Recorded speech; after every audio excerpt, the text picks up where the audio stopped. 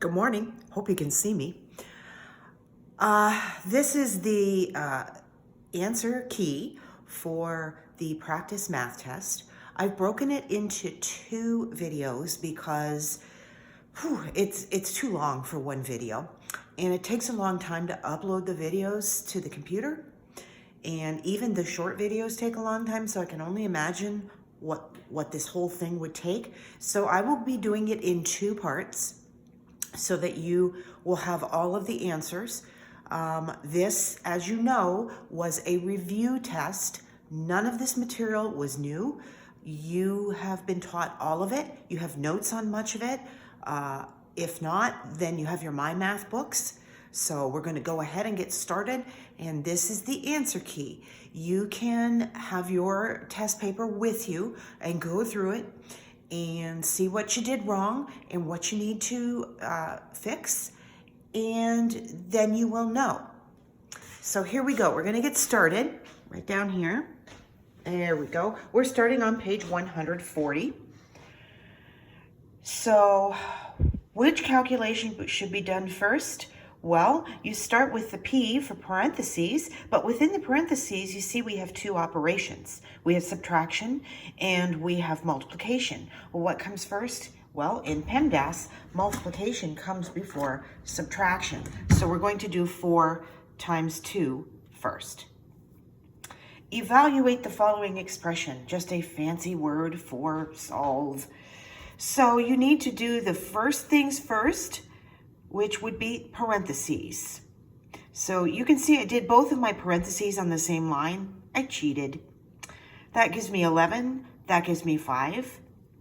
Now my parentheses is gone.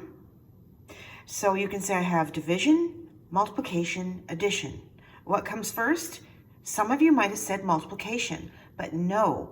Multiplication comes first in PEMDAS because it's whichever comes first, the multiplication or division. In this question, division comes first, so that's what we do first. Many of you got 55 for this. That's because you didn't do what comes first. Number 3, correct way of expressing. So here we're taking a numeric expression and translating it into words. The correct answer was C. Question 4, we're doing the opposite. We're taking words and translating them into a numeric expression. Notice I did not solve. It didn't tell me to. Question number 5. We're looking for 4 times the corresponding. So if I test, 0 times 4 is 0. 2 times 4 is 8. 3 times 4 is 12. Generally speaking, 3 times is all you need to test for. That one was worth 1 point. Moving on to page 141. Which number is 1/10 of 74? Well, 1/10 of 74, that means we are going to decrease the number. So you need to know first, where is your decimal? And like any number, whole number, the decimal is to the right. We don't see it, but it is there. We are going to move it left so that it decreases the number, and we're going to move it 1 spot, which becomes 7 4/10. The answer is B. Number 7, we're going the opposite direction. We're making the number larger by 1 decimal. In this case, it should be easier, but they give you the decimal. Your decimal goes between the 4 and the 8 for the answer of 4 8/10. Number 8, match each number. This one was worth 7 points. Go ahead and check your answers. Most people did fairly well on this one. There's a lot of real kind of easy ones because they're dealing with whole numbers. Right there, right there, right there. So if you know the tens trick with whole numbers, you'll know the tens trick with fractions. You're just changing the direction. Number 9, what power of 10 makes this number sentence true? So we want to move the decimal from here all the way to here. To do that, we need to move it 1, 2, 3 times, which would be 10 to the power of 3, which is C. Moving on to page 142. Boy, we still struggle with expanded form in 5th grade format. Most of us still did not get this question.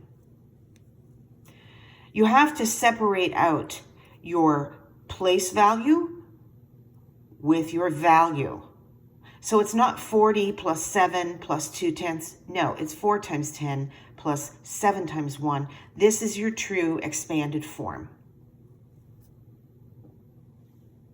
Write this decimal in words. If I could understand your writing, I gave you the point. It was not a spelling test. Which statement is true? Statement D is true. Now you can see what I did here is I put my zeros, I padded my numbers so they were all the same length. So then I could easily compare them. What is 5 and 47 hundredths rounded to the nearest tenth? It is 5 and 5 tenths. Select all the answers when rounded. These two for a question that was worth 2 points. What is the product? I caught a few of you on this one. Product means multiplication. Some of you thought it meant addition. Nope, multiplication. Don't forget your placeholder. There is your correct answer. Moving on to page 143. The 5th graders with the papers. We did very well on this. There is my work. Here is my answer. We also did fairly well on finding the quotient. There is my work. This next question was worth 2 points, 1 point for the work and correct answer, and the next point for actually answering the question. So here's my work. It is a division question. 23 is my quotient. That's the number of jelly beans she is going to give to each classmate. And my remainder is 21, which are the leftover jelly beans. There's my sentence for 2 points. Concert tickets, again, most of us did fairly well on this simple multiplication question. There's my work and my answer. This one, I gotta be honest with you boys and girls, these kinds of questions used to drive me nuts when I was a kid. I just didn't know what to do with them. I would always get one of my borrowings wrong until I learned the trick. Want to know what it is? I'll show you. So when you get a question that you know has a lot of zeros in it, I'm just recopying the question so you can see it. There we go. First thing you do is you go all the way over to the first number that's not a 0, and you ask yourself, okay, can I do 5 minus 7? No, I can't. So I go next to the next one, 2 minus nothing. I can do that. So 2 is going to be where I'm going to start my borrowing. So I borrow from 2, it becomes a 1, this becomes 15. But I'm going to have to borrow here.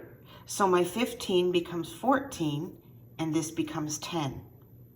And I'm going to have to keep borrowing. My 10 becomes 9, and my 0 becomes 10. Once again, that happens until I get to the end. So I've done all my borrowing before I've started any of my subtracting, and that is the trick. So now I can just go through and easily subtract. 10 take away 5 is 5. 9 take away 4 is 5. There's my decimal. 9 minus 2 is 7. 14 minus 7 is 7. 1 minus nothing is 1. And boom, I've got my correct answer. So that's the trick to those questions. All the borrowing first, then the subtracting. When I was a kid, I was taught borrow, subtract, borrow, subtract, borrow, I always got it wrong. Then I learned this trick, and I have gotten it ever since. Our final question on this page is addition of denominators that are not the same, and I still have people that added numerators and denominators as if they'd never been to 5th grade math at all. I was disappointed. I used the butterfly for this one. If you left it at 41 over 35, I gave you the point. But some of you, bless your hearts, changed it into a mixed number, and there's your correct answer. Moving on to page 144. We start off with a mixed number subtraction question, but it's a pretty easy one. You just have to change your denominators so that you can subtract your whole numbers and then subtract your fractions and get your answer. Question 23 was worth 2 points because there were 2 questions. First of all, you have to find out how much they ate, which is pretty straightforward. You just add up the fractions. This is how much they ate. That's worth a point. Then, however, you have to answer the second question of how much is left. Well, if 15 over 30 is half and they only ate 11 over 30, then that means more than half the candy bar is left. That was a 2-point question. Good thinking question. Question number 24 was a subtraction, but your whole number does not have a fraction. You have a note on this. You just take 1 from the 10 and break it into 6 to give you 9 and 6 over 6. Then it's a very straightforward subtraction question to give you 6 1/6 yards. Many of us forgot our unit of yards. Finally, question number 25. Choose all of the situations below that have the solution 3 over 5. This is a fraction as division question, and what I did, if you come on over here for my work, I actually translated the words into an expression. And you can see that the expression 9 divided by 15 is the same as 3 divided by 5. Now, if I made that into, rather than an expression, if I created a fraction, would it be easier for you to see that they are equivalent? Yeah, see? That's what I did. So I went through all of them to see which one, and then I came to this one. And a lot of people decided that they were going to divide 6 divided by 10. So they were going to divide people. Don't ever divide people. What if there's a fraction? Ooh, that could be terrible. So that's the answer to this question. Everything except for D. Question 26, I got a couple of you. 3 families share 40 boxes of candy. A number of people immediately said, well, 3 over 40. No. There's only 3 families. They're going to each get way more than 1 box of candy, so it's going to be 40 over 3. But alas, there is no answer that says 40 over 3, so you have to do the division. When you do the division, lo and behold, you get your answer, and there it is, it's B. And now our final page for this video, before we go on to the second video, page 145, they ask you a model. That should have been your clue to draw an area model. Just like that. That was worth 1 point. Question number 28, however, was worth 2 points because you had to draw the model and calculate the answer to solve the problem. A lot of people drew pictures, and I got some really silly pictures. When they say picture or model, the first thing that should come to your mind, since we did so many of them this year, is an area model. In question number 29, they don't ask you to draw a model, so you can go ahead and use the algorithm numerator times numerator over denominator times denominator in order to get the correct answer. Question number 30 was done fairly well. This is a scaling question. They're not asking you to solve, they're asking you to think. because our fractions are each less than 1, the product will be more than 5/8, but less than a half. Same thing for question number 31. It's a scaling problem. I had people who solved this and compared them. And then they're wondering, why didn't they get the point? Because you didn't do the thinking. You weren't asked to calculate. You were asked to think. This one is larger because one of the factors is greater than 1. Here, both factors are less than 1. So your product is going to be bigger with this one. So go ahead and check your work. I will now make and load the second video for the final pages of the practice math test. See you in a minute.